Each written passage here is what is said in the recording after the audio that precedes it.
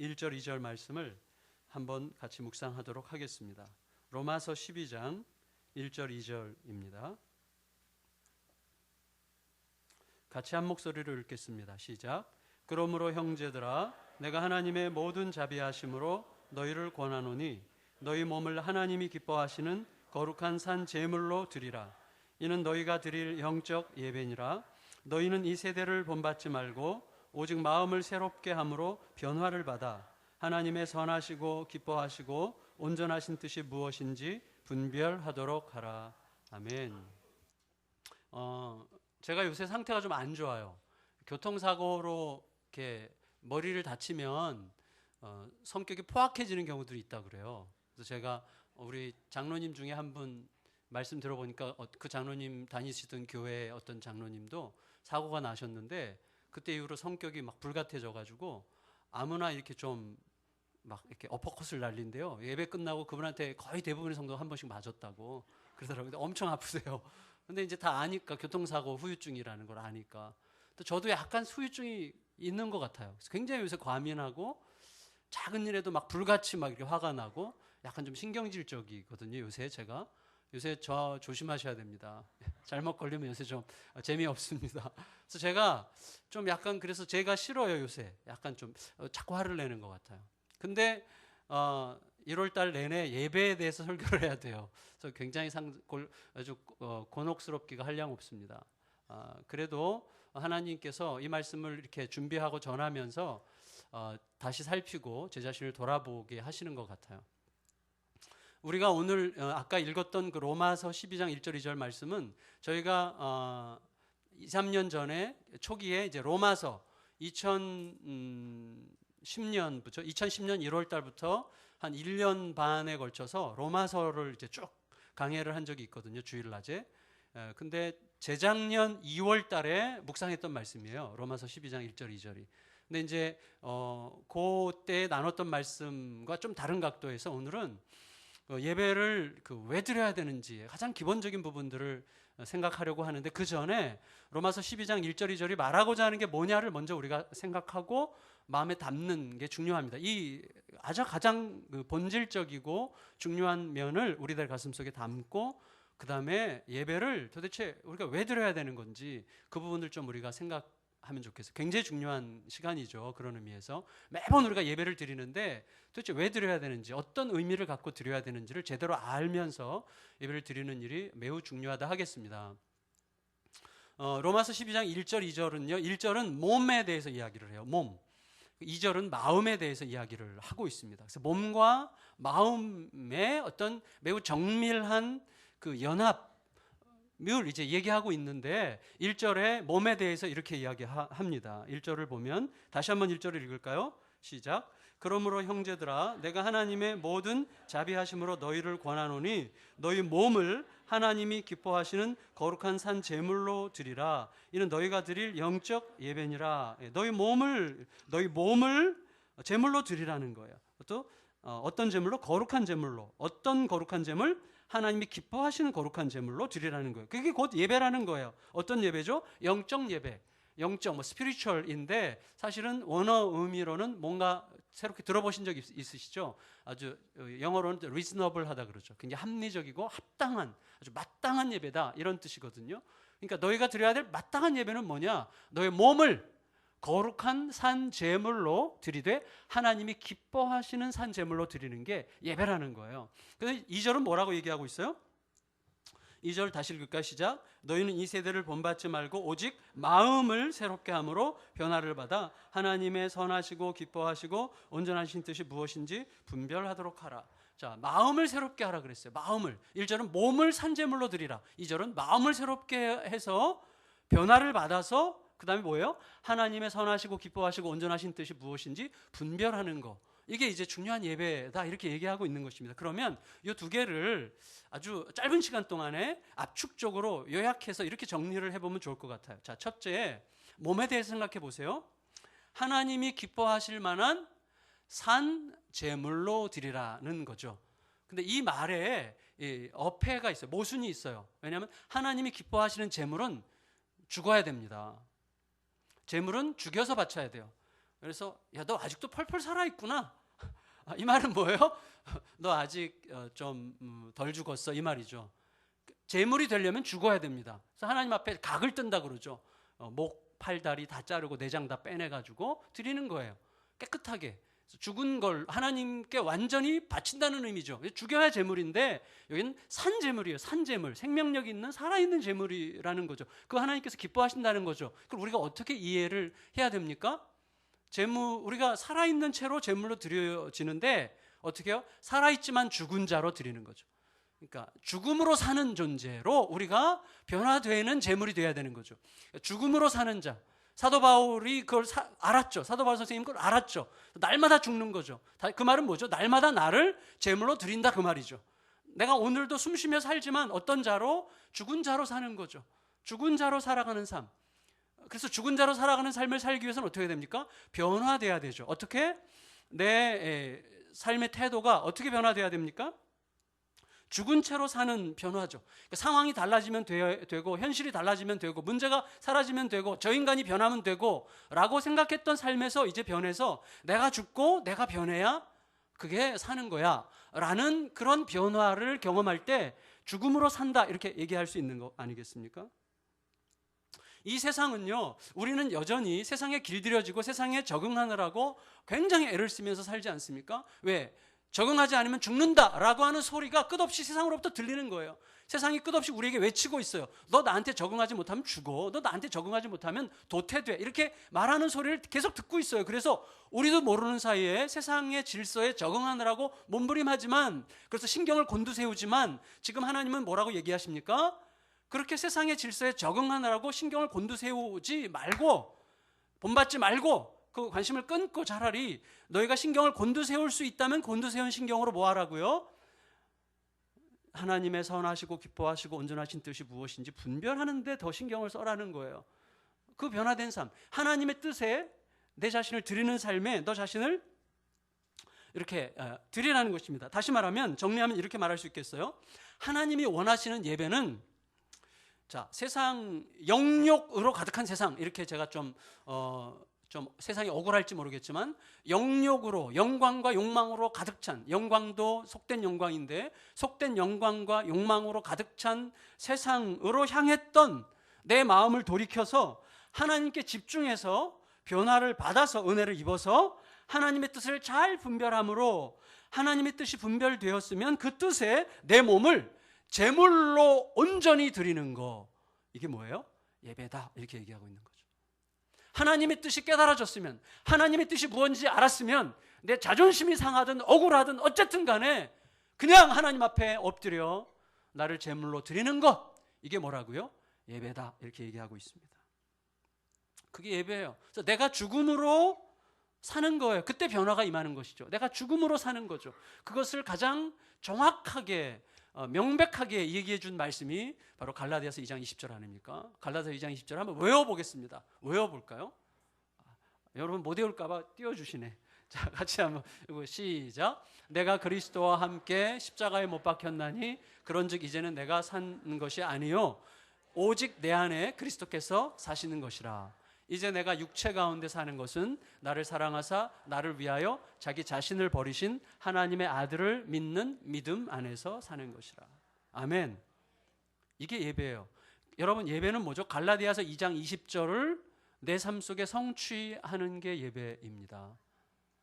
아침에 우리 예배 시간 맞춰서 와가지고 예배 축도 끝난 다음에 가는 게 예배가 아니라 내 삶이, 내 삶 속에서 갈라디아서 2장 20절, 내가 그리스도와 함께 십자가에 못 박혀 죽었고 이제는 내가 사는 것이 아니오 오직 내 안에 그리스도께서 사시는 것이라. 내가 육체 가운데 여전히 죽었는데도 사는 것은 나를 사랑하사 나를 위하여 자기 몸을 버리신 하나님의 아들을 믿는 그 믿음 안에서 사는 것이죠. 그 믿음은 뭐예요? 날마다 죽음으로 사는 삶이죠. 그것이 내 속에 성취되는 게 예배다, 이렇게 얘기하는 거예요. 그래서 유명한 신학자 중에 본회퍼라는 분이 유명한 말을 했어요. 예수 그리스도께서 우리를 부르실 때 그것은 와서 죽으라는 거다, 이렇게 말씀했죠. 그건 매우 중요한 의미가 있는 것입니다.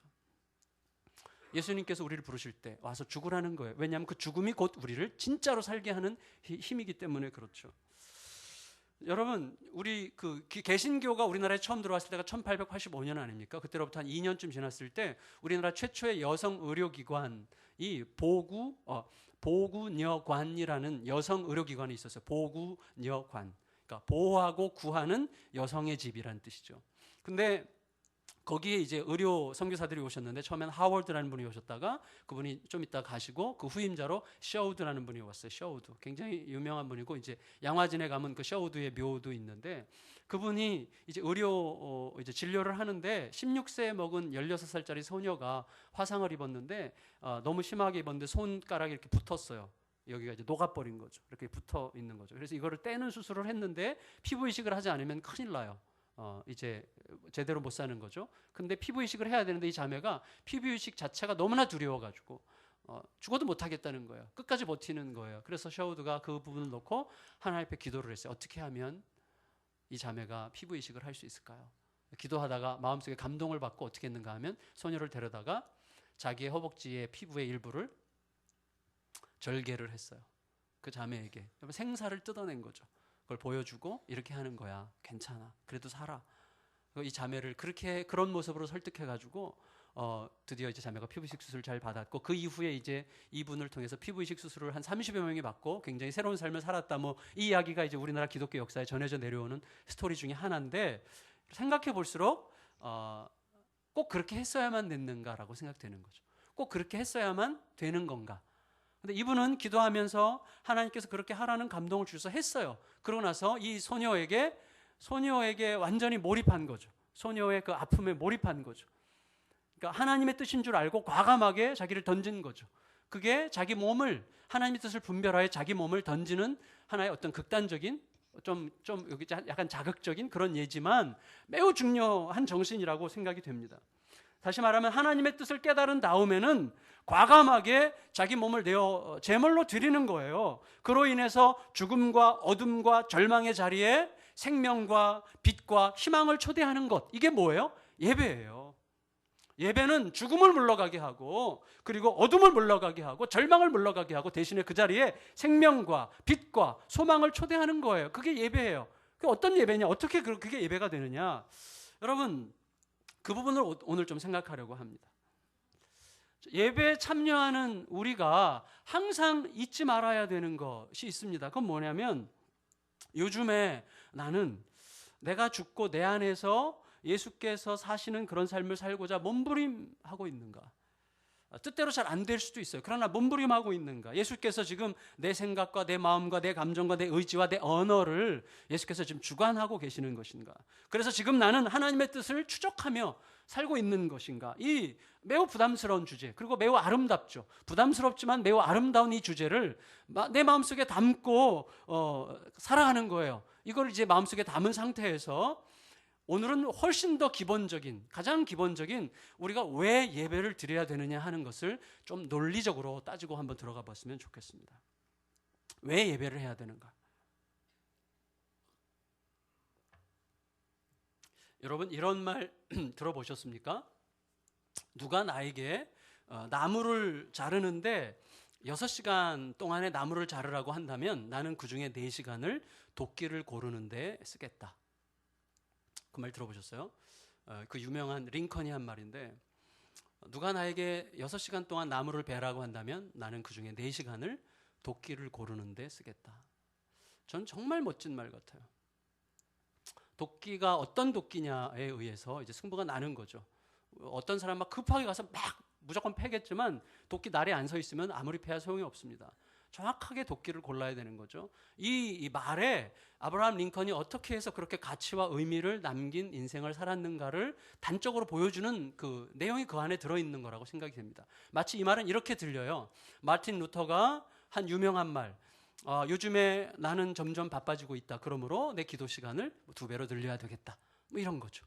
이것을 이제 빌 하이블스 목사님은 그걸 받아가지고 책을 하나 썼잖아요. 너무 바빠서 기도합니다. 그 정신이죠. 그 정신.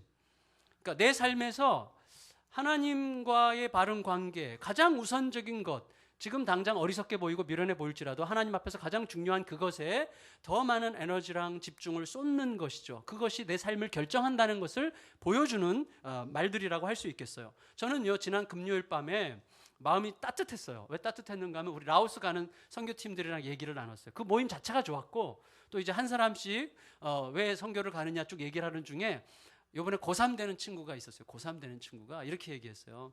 자기가 왜 선교를 가기로 결정을 했는가 하면 이제 고3이 되니까 치열한 입시 전쟁으로 뛰어들게 될 텐데 입시 전쟁으로 뛰어들면 너무너무 바쁠 텐데 너무너무 바쁜 그 삶보다도 하나님과 나와의 관계가 그거보다 더 중요하다는 것을 자기가 확인하고 싶다는 거예요. 자기 삶에서 결론적으로 말하면 저는 이 친구 이름이 동기인데 그 동기가 너무 좋았어요. 그렇게 단기 선교 가기로 생각한 그 동기가 참 좋았던 것 같아요. 그래서 참 따뜻했어요. 대견했어요. 고마웠어요. 그래서 저도 모르게 예언적으로 선포를 했어요. 너는 반드시 성공적인 인생을 살 거야. 그 정신을 너가 잃어버리지만 않는다면 넌 반드시 성공적인 인생을 살 거다. 여러분 그 정신을 가지고 있는 사람은요 실패할 수가 없습니다. 저는 장담을 하면 안 되죠. 장담은 아니지만 정말 정말 지지합니다. 예. 자 이제부터 이게 이제 예배. 저는 이제 이게 예배라고 생각해요. 이게 무슨 말인가 하면 잘 들어보세요. 역사상 존재하는 가장 위대한 신앙 고백문에는 공통적으로 이 질문이 있습니다. 그 질문이 뭐냐면 인간의 존재 이유와 목적이 무엇인가 라는 질문이에요. 저와 여러분의 존재 이유와 목적은 무엇입니까? 이렇게 누가 묻는다면 언제라도 명백하게 대답할 만한 무엇이 답이 우리들에게 있습니까? 그걸 이제 모든 신앙 고백서들은 공통적으로 질문해요. 인간의 존재 이유와 목적이 무엇입니까? 라는 질문이에요. 지난주 일간신문에 실린 슬픈 이야기가 하나 있어요. 60대 좀 넘으신 그 남자분인데 이제 그 아파트에서 혼자서 쓸쓸하게 돌아가셨죠. 그리고 세상 떠난 지 15일 만에 이제 이분 구들장이 동파되면서 이렇게 물이 흘러가지고 아랫집에서 신고해가지고 이제 15일 만에 시신이 발견됐는데 이분은 50대 초반에 그러니까 돌아가시기 10년 전에 그 대기업에서 명예퇴직을 하고 이제 실직자가 됐는데 명예퇴직을 하자마자 아내가 무슨 사정이 있겠지만 아내가 아이들을 데리고 성격 차이 때문에 못 살겠다 그래서 집을 나가버린 거예요. 그래서 그걸로 이제 끝이에요. 더 이상 연락이 안 된 거예요. 자녀들도 거의 못 만나고 가끔이나 만났는데 그 처절한 외로움이 시작이 된 거죠. 그리고 이제 택시 운전하기도 하고 막 겨우겨우 생계를 유지하는데 희망이 없으니까 술과 늘 더불어 살다가 간암 걸렸다는 것을 알게 됐는데 간암 치료도 거부하고 그저 술만 마시다가 조용히 아무도 모르게 죽어간 거예요. 얼마나 외로웠을까? 얼마나 쓸쓸했을까? 아무도 없는 세상에 아파트에 혼자서 날마다 술과 함께 지내다가 그냥 고요히 세상을 떠난 한 남자의 이야기. 그러니까 너무 쓸쓸했어요. 그래서 예수님께서 한 영혼이 천하보다 귀하다는 말씀조차도 이 사람의 사건 앞에서 좀 사치스럽게 느껴질 정도로 너무 쓸쓸하고 너무나 처량하고 너무 안 됐다. 정말 그런 생각이 들었어요. 근데 이와는 대조적으로 우리 교회 성도님 중에 어떤 분이 계신가 하면 오래전에 이제 굉장히 극단적인 어려움 속에서 이제 아들과 딱 둘만 남으셨어요.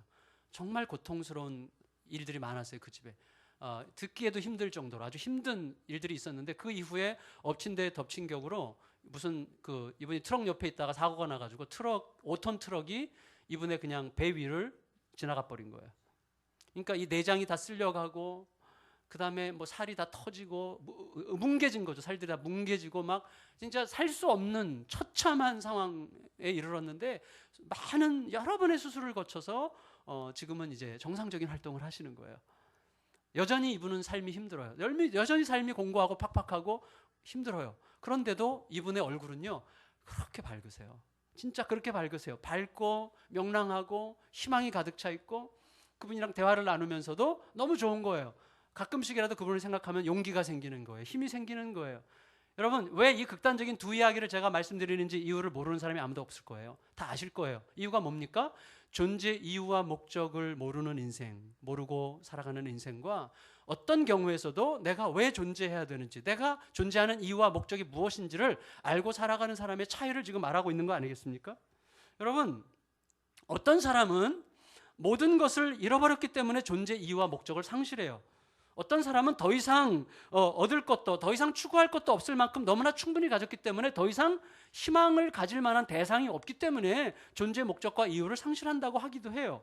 그러나 여러분, 이 말은 사실이 아니라고 생각합니다. 왜냐하면 모든 것을 다 잃었다고 할 만큼 충분히 잃어본 사람은 세상에 아무도 없어요. 목숨이 붙어있고 영혼이 있는 한. 그리고 여러분, 모든 것을 다 얻었다고, 더 이상 얻을 게 없다고 생각할 만큼 모든 것을 얻어본 사람은 아무도 없어요. 사람이 뭐 얻는 게 무슨 뭐 물질뿐입니까? 다 그 자체가 모순이에요. 여러분, 쓸쓸하게 죽어가신 60대 어른의 경우에 그분에게 필요한 것은 가족이었어요. 1차적으로 가족. 그러나 여러분, 가족이 있고 엄연히 사랑하는 가족이 있음에도 불구하고 자기의 생을 스스로 마감시키는 사람들이 얼마나 많습니까? 그러니까 문제는 가족이 아닌 거죠. 문제는 어디에 있습니까? 우린 여기서 굉장히 중요한 진실 하나를 발견하게 돼요. 우리가 다 아는 거예요. 뭐죠? 사람은 모든 것을 잃었기 때문에, 혹은 더 이상 추구할 것이 없기 때문에 인생을 포기하는 것이 아니에요.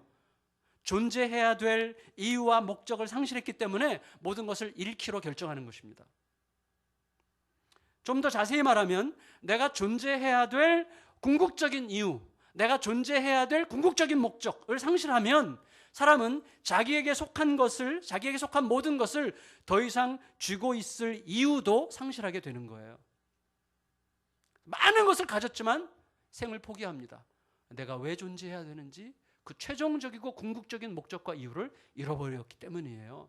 그게 인생이죠. 성도 여러분, 어떤 분에게는요, 가족이 존재의 목적이에요. 가족, 굉장히 좋은 목적입니다. 그러나 궁극적이지는 않죠. 어떤 친구들에게는 대학 합격이 존재 목적이에요. 그러나 대학 합격한 다음에 대학 졸업하기도 전에 자기 생을 끝내는 친구들도 있어요. 왜? 대학 합격이 궁극적인 이유는 아니었기 때문이죠. 대학 합격, 대학 졸업, 취업, 결혼, 승진, 이 모든 것들은요, 다 뭐 어떤 주제들이에요?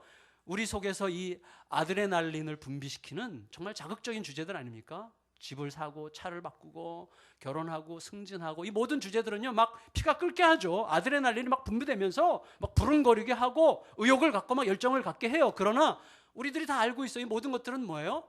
궁극적인 존재 이유가 아니에요. 궁극적인 존재 목적이 아니에요. 그래서 그런 것들은 언제든지 더 이상 우리들의 존재 이유와 존재 목적이 되지 못할 준비를 하고 있는 것들이에요. 그런 것들에 목숨 걸었다가 우리들이 낭패를 보는 게 얼마나 많습니까, 세상에? 그러면 답이 나왔어요. 역사상 모든 위대한 신앙 고백들 속에 있는 그 질문, 인간의 존재 이유와 존재 목적이 무엇이냐라고 하는 그 질문의 의미는 뭡니까? 인간의 궁극적인 존재 목적과 궁극적인 존재 이유가 뭐냐 하는 질문인데, 그 질문에 대하여 모든 신앙 고백서들은 공통적으로 뭐라고 답합니까? 답을 예배라고 말해요. 예배다, 이렇게 얘기해요. 사람이 존재 목적과 존재 이유가 뭐냐? 예배다. 여러분, 절 보세요. 제가 지금 여러분에게 인간의 궁극적인 존재 목적과 이유는 예배입니다 라고 말할 때 여러분들의 마음속에 감동이 뭉클 일어나는 사람 거의 없어요. 아, 그거? 이렇게 별로 감동이, 죄송합니다. 제가 여러분을 너무 과소평가하나요? 감동이 오셨어요? 막 뭉클하면서 눈물이 막 나려고 그랬어요? 그거지 뭐. 이렇게 생각하는 거예요. 그게 문제죠. 왜 문제죠? 교회에서 습관적으로 성경적으로 오랫동안 교육받은 사람들은 그래, 인간의 존재 이유와 목적의 궁극적인 목적과 이유는 하나님을 예배하는 거지. 맞아, 동의해. 그렇게 제가 다시 질문해요. 왜 그게 그 궁극적인 목적이 됩니까? 예배가 왜 궁극적인 존재 이유와 목적입니까? 라고 말하면 하나님이 그렇게 하라고 하셨잖아요. 이렇게밖에 대답할 게 없는 거예요. 왜 예배가 궁극적인 존재 이유와 목적이죠?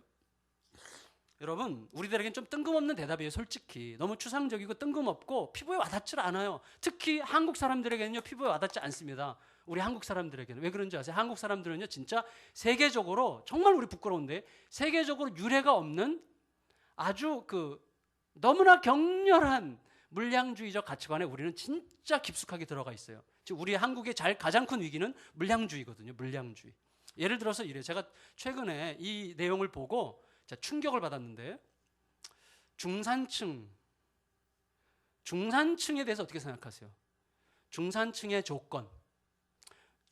조건이라고 제가 여러분에게 말씀드릴 때 여러분 머릿속으로 속으로만 생각하세요. 중산층의 조건은 이런 거야, 이렇게 생각해 보세요. 제가 답을 드릴게요. 중산층의 조건이 무엇이냐 하는 질문에 대해서 프랑스 사람들은 이렇게 대답했어요.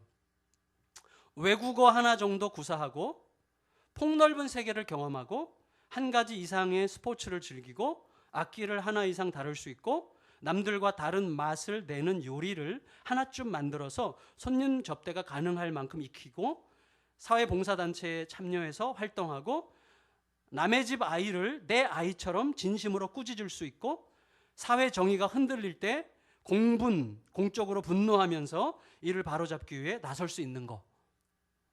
이게 중산층의 조건이에요. 프랑스 사람들이 말하는, 영국 사람들이 말하는 중산층의 조건. 페어플레이 정신. 자기 주장과 신념을 가지면서도 나만의 독선과 고집에 사로잡히지 않기.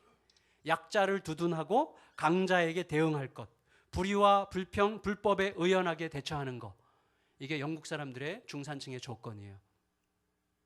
한국 사람들의 중산층의 조건. 부채 없는 아파트 30평 이상 소유. 월 급여 500만 원 이상. 2000cc급 이상 자동차 소유. 예금액 잔고 1억 원 이상 보유. 1년에 한 차례 이상 외국 여행이 가능한 삶. 저는요 진짜 충격을 받았어요. 그리고 진짜 쪽팔렸어요. 근데 그리스도인들이라고 예외겠어요 여기서? 우리에게 예배가 가능한 거예요? 진짜 예배가 가능한 것입니까?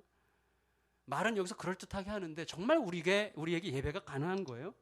여러분, 우리 젊은이들, 우리 이 사회가 이런데 우리 젊은이들이 이따위 물질적 소유 개념을 자기 삶의 목표로 삼고 달리고 있는 중이에요. 누구를 따라서?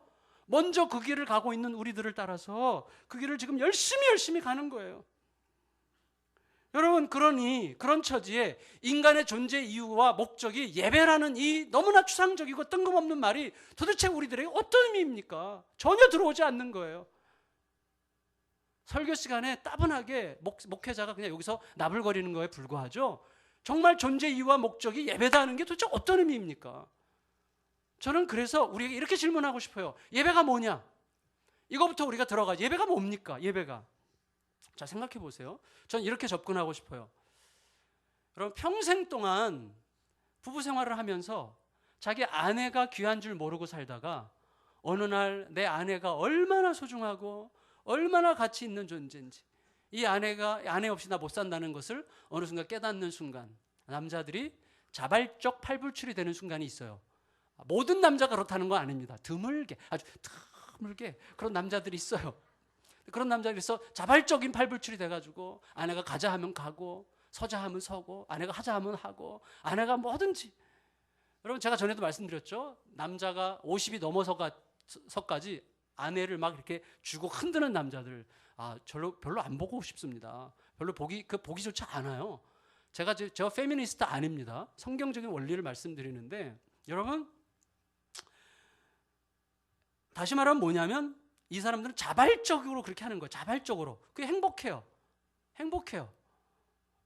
김홍국 집사님도 좀 약간 그런 면이. 김홍국 집사님 자의반 타의반인 것 같아요. 약간. 근데 죄송합니다. 근데 그때 남자가 아내의 가치를 발견해요. 그리고 당신은 나로부터 이런 대접을 받을 자격이 있어 라고 말할 수 있을 때 가장 행복한 사람은 남편입니다. 제가 전에도 한번 말씀드렸지만 제가 좋아하는 영어 단어가 deserve인데, 그럴 자격이 있어. You deserve it. 당신 그럴 자격이 있어요. 제가 오디션 프로그램을 이렇게 보면요, 뭐 이렇게 박진영, 뭐 양현석 이런 막 걸출한 그 기획사 사장들 있잖아요. 이 친구들이 이제 노래하는 친구들이 이렇게 차례차례 나오잖아요. 그럴 때 노래 엄청나게 잘하는 친구가 와가지고 이들을 깜짝 놀래킬 때가 있죠. 그때 표정 보셨어요? 표정? 여기서 막 침이 흐를 것 같아. 막 해벨레 해가지고 너무 행복해하는 거예요. 심사위원들이 너무 행복해. 왜 그렇죠? 보석을 발견했기 때문이죠. 노래할 자격이 있는 사람, 노래하는 사람으로서 노래할 자격이 있는 사람을 발견하는 순간보다 행복한 게 없어요. 진주 장사가 자기의 전 재산을 팔아서 사도 아깝지 않을 만한 진주를 발견했을 때, 너 그 가치가 있어, 너 그럴 자격이 있어 라고 말할 수 있는 순간을 맞이하는 사람이야말로 가장 행복한 사람이죠. 정말 가장 행복한 사람이에요. 당신 노래할 자격이 있습니다. 제가 가장 행복한 순간이 언제겠어요? 정말 가장 행복한 순간들 중에 하나. 진짜 당신은 목회할 자격이 있어요 라고 내가 온 전인격을 실어서 말하고 싶은 사람을 만났을 때 정말 행복하지 않겠습니까? 여러분 성도들을 볼 때도 그게 행복하지 않아요? 정말 you deserve it. 너 그럴 자격이 있어 라고 말해줄 대상을 만날 때 정말 행복한 거 아니에요? 여러분 우리들은요, 우리가 의식하건 의식하지 못하건 모든 인생은요 평생도록 바로 이거 당신 자격이 있습니다 라고 말할 대상을 찾느라고 일생을 보내는 거예요. 그 우리의 삶입니다. 진주장사가 최고의 진주를 찾아서 헤매듯이, 보석상이 최고의 다이아몬드를 찾아서 헤매듯이, 음악기획사 사장님이 보석 같은 잠재력 있는 가수를 찾아다니듯이 모든 인생들은요 당신 자격 있어 라고 말할 수 있는 대상, 당신은 내 인생 전부를 걸고서 사랑할 자격이 충분한 사람입니다 라고 말할 수 있는 그런 대상을 찾아가는 거예요. 그런 대상을 목말라 해요. 당신은 목사가 될 자격이 있습니다. 당신은 장로님이 될 자격이 있습니다. 당신은 정말 이 교회에서 거룩한 성도로 존재할 자격이 있습니다라고 내가 말해줄 만한 그런 사람을 찾아 목마르게 다니는 거예요. 우리 모두는 다. 그런데 그 대상이 어떤 대상? 궁극적 대상을 찾는 거예요. 우리도 모르게. 여러분 이런 시, 이 기도문을 읽어보신 적이 있으세요? 어느 무신론자의 기도라는 시예요. 어느 무신론자의 기도. 무신론자예요. 그런데 이렇게 무신론자가 이렇게 기도문을 썼어요. 하나님, 당신의 제단에 꽃 한 송이 바친 적이 없으니 절 기억하지 못하실 겁니다. 그러나 하나님, 모든 사람이 잠든 깊은 밤에는 당신의 낮은 숨소리를 듣습니다. 그리고 너무 적적할 때 아주 가끔 당신 앞에 무릎을 꿇고 기도를 드립니다. 좀 더 가까이 가도 되겠습니까? 당신의 발끝을 가린 성스러운 옷자락을 내 때 묻은 손으로 조금 만져봐도 되겠습니까? 그리고 그것으로 저 무지한 사람들의 가슴속을 풍금처럼 울리게 하는 아름다운 시 한 줄을 쓸 수 있도록 허락해 주시겠습니까? 이 시는 누가 쓴 거냐 하면요, 유명한 그 이어령 씨가 예수님 만나기 전에 무신론자로 있을 때 일본의 한 저 시골의 조그만 연구소 아파트 구석방에서 수개월을 혼자 지내면서 너무나 쓸쓸하고 너무나 외롭고 절대적 고독의 눈물 속에 있으면서 쓴 거예요. 그래서 그때 이렇게 얘기했어요. 학식을 가졌어요. 명예를 가졌어요. 사회적 지위를 가졌어요. 안정적 미래를 다 가졌어요. 그럼에도 불구하고 이 지독한 외로움의 원인은 뭔지를 모르는 거예요. 이 지독한 쓸쓸함, 지독한 이 고독함의 그 눈물의 이유를 몰랐어요. 그 외로움의 눈물이 어디서 비롯된 것인지 나는 하나님을 만나기 전에는 알 수 없었다. 이렇게 얘기해요. 그 고독함의 이유가 내 인생 전체를 통하여 그렇게 목마르게 찾아다녔던 내 존재의 궁극적인 이유, 내 인생을 다 걸고 당신은 내 인생을 다 당신에게 바쳐도 여한이 없을 만큼 충분한 자격이 있으십니다 라고 말할 대상을 찾지 못한 자의 곤고함이 모든 영혼들 속에 있는 것이죠. 여러분, 이 세상 그 어떤 것도, 그 어떤 사람도 우리들에게는 궁극적인 존재 이유와 목적이 안 되는 거예요. 그러다가 하나님을 만나요. 이어령 씨는 자기 딸이 항암투병하면서 눈물 어린 그 몸부림하는 기도와 함께 하나님을 만나지 않았습니까? 오래전에 천재작가, 생명연습의 주인공 천재작가 김승옥 씨, 무신론자였어요. 그러나 그가 길을 가다가 하나님이 승호가 3번 부르시는 것을 듣고 하나님을 알게 되었어요. 그게 그 목소리가 하나님이신 것을 즉각적으로 알았대요. 자기는. 저 같은 경우는요, 하나님이 믿어지지 않았어요. 정말 하나님이 안 믿어지더라고요. 그래서 몸부림하면서 기도하는 중에 어느 순간 내가 너를 알고 있고 너와 함께 할 거야. 그 음성을 제 마음속에 들었습니다.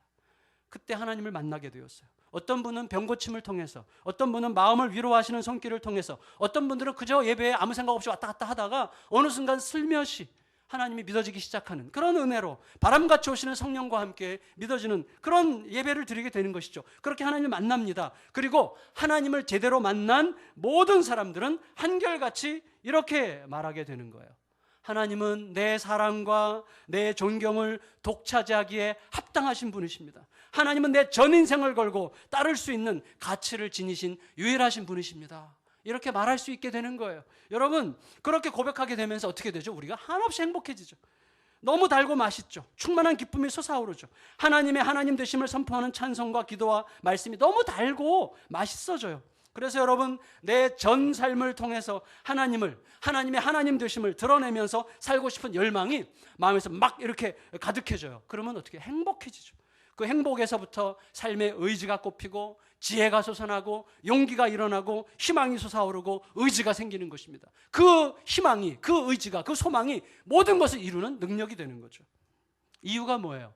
이유가, 정확한 이유는 그곳, 우리가 하나님 앞에 서 있는 그곳, 바로 예배의 자리가 태초부터 우리에게 정해져 있는 우리들이 있어야 될 자리, 고향이기 때문에 그래요. 여러분, 고향은 어떤 곳입니까? 다시 시작하는 힘을 주는 곳이에요. 매주일 우리가 드리는 예배는요, 우리의 영혼의 고향으로 찾는 곳이에요. 내가 있어야 될 바로 그 자리, 내 모든 인생을 다 걸어도 아깝지 않은 유일하신 나의 경배의 대상자이신 하나님을 다시 찾고 하나님을 만나고 하나님의 품 안에 기댈 때 내가 다시 시작할 수 있는 고향의 은혜를, 그 능력을 다시 힘입게 되는 것이죠. 그래서 하나님을 노래할 때 얼마나 좋습니까? 여러분, 아까 우리 시작할 때도 거룩 거룩하다 만군의 여호와, 그 영광이 온 땅에 충만하시도다. 이 찬양을 부를 때 막 뭉클해지는 거예요. 거룩 거룩하다 만군의 여호와, 그 영광이 온 땅에 충만하시도다. 거룩 거룩 같이 할까요? 거룩 거룩하다 만군의 여호와, 그 영광이 온 땅에 충만하시도다. 거룩 거룩하다. 거룩 거룩하다 만군의 여호와, 그 영광이 온 땅에 충만하시도다. 여러분, 예배, 월십, 영어로 월십은 뭐죠? You deserve it이에요. 당신은 거기에 합당하십니다. 당신은 그럴 자격이 있으십니다. 당신은 내 전생을 바쳐도 괜찮은 분이십니다. 당신은 나의 모든 것이십니다. 그곳이 어디예요? 우리가 처음에 피조될 때 우리가 원래 있어야 되는 바로 그 자리였어요. 그 자리를 찾기 전까지는요, 우리 누구도 진짜 안식을 가질 수가 없습니다. 그 자리에서 우리는 안식을 얻고 위로를 받고 이상하게 삶에 대한 의지가 생기고 용기가 일어나고 열정이 솟아오르게 되는 것이죠. 여러분, 우리는 봉사하려고 교회 오는 게 아닙니다. 여러분, 설교 들으려고 교회 오는 게 아닙니다. 우리는 예배 드리려고 교회 오는 거예요. 따라서 여러분, 설교 시간에 맞춰서 예배 오시는 분은요, 예배를 드리는 게 아니에요. 예배 전 5분 전, 10분 전 미리 오셔서 조용히 하나님 앞에 엎드리는 순간 만나게 되는 그 고요한 하나님의 숨결과 함께 예배는 시작이 되는 것입니다.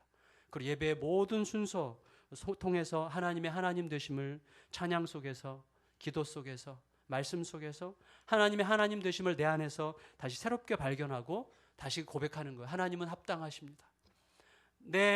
오늘부터 다시 시작하는 나의 모든 전 삶을 주님께 맡겨도 나는 충분히 행복할 만큼 하나님은 나의 모든 신뢰와 의지의 의탁의 대상이 되십니다. 하나님은 그럴 가치가 있으시고 하나님은 그렇게 합당하신 분이십니다. 이걸 노래하는 거예요. 노래. 말씀을 마치겠습니다. 오늘날 우리들에게 참 예배가 있는가? 수십 년 전에요, 사르트르라는 철학자 아시잖아요. 그분이 이렇게 얘기했어요. 요즘 교회가 가르치는 하나님 속에는 내 영혼을 기다려주는 하나님이 계시지 않습니다. 이렇게 얘기했어요. 요즘 교회가 가르치는 하나님 속에는 내 영혼을 기다려주는 하나님이 계시지 않습니다. 나는 창조주가 필요합니다. 그러나 교회는 기업가를 소개하고 있군요. 이런 식으로 불평을 했는데, 여러분, 우리들의 삶 속에서는 어떤 하나님을 추구하고 계세요? 내 삶 전체를 꽉 붙드시는 그 하나님을 추구하고 계십니까? 아니면 기업가를 원하십니까? 하나님의 하나님 되심을 온 몸과 마음으로 우리의 전 삶으로 깨닫고 고백하는 기쁨 속에서 일어나는 그 예배, 그 기쁨과 영광이 주는 지혜와 담대함으로 뛰어오르는 이 예배를 통해서 이상하게 죽는데 안 죽는데 사는 그 경험, 내가 영역의 소리를 등지고 하나님의 뜻을 쫓아 하나님의 말씀에 나를 제물로 드리고자 할 때 경험되는 그 위대한 평화와 위대한 담대함과 용기와 자유 속에 날마다 우리에게 주어지는 삶을 멋지게 헤쳐나가면서 살아가는, 예배에 성공함으로 삶의 모든 것에서 성공하는 거룩한 은혜의 삶을 살아가는 우리 모두가 되시기를 예수님의 이름으로 축원합니다. 우리 같이 주보에 있는 찬양, 주를 위한 이곳에, 이 찬양 부르고 함께 합심해서 잠시 기도하겠습니다.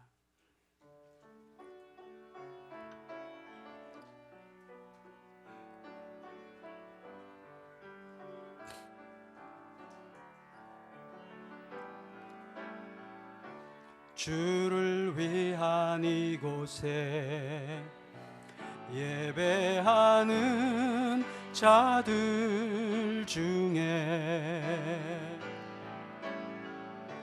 그가 찾는 이 없어 주님께서 슬퍼하시네. 주님이 찾으시는 그 한 사람, 그 예배자, 내가 그 사람 되길 간절히 주께 예배하네. 주내로 이곳에 서 있네. 주 임재에 엎드려 절하네.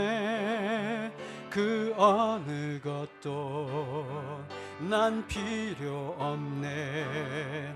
주님만 경배해.